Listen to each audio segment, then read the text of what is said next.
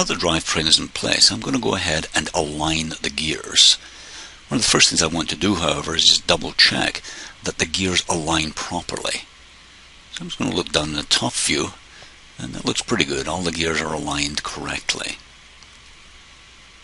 Now to actually align the teeth of the gears, what I've done is added work planes to each of the gears. Here we see one. I've just opened that up so we can see a 60-tooth gear.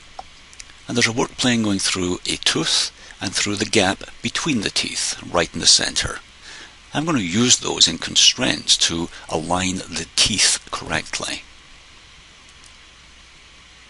So we can see the work planes on each of the gears. And I'm going to constrain those just using a mate constraint. An angle constraint would work as well. Angle constraints can sometimes be very useful, particularly for driving those constraints in animations. So just rotate that around so you can see it. And we'll get that one. So select the first one, and then select the second one. So you're selecting a long work plane and then a short work plane, and that should align the teeth of the gears correctly. Apply that. Go and do the same on the other one. Just rotate that around.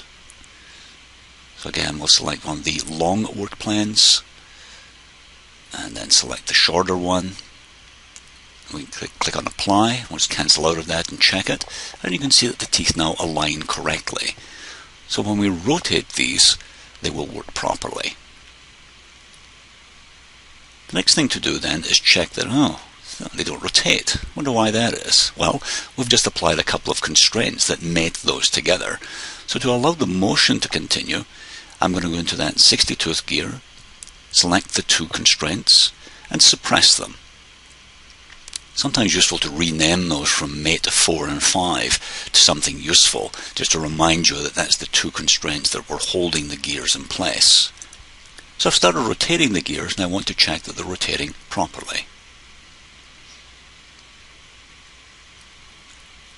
To check that the gears are rotating properly, I'm just going to look at a side view.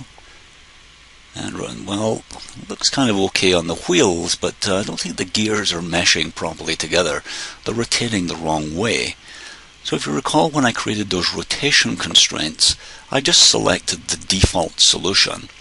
It looks as if I should have selected that other solution. So let's go ahead and change those.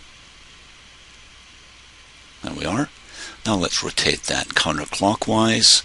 The middle gear's rotating clockwise, and the other one's counterclockwise. So that's good. Of course, we have to do that workflow for the gears on the other side of the robot as well.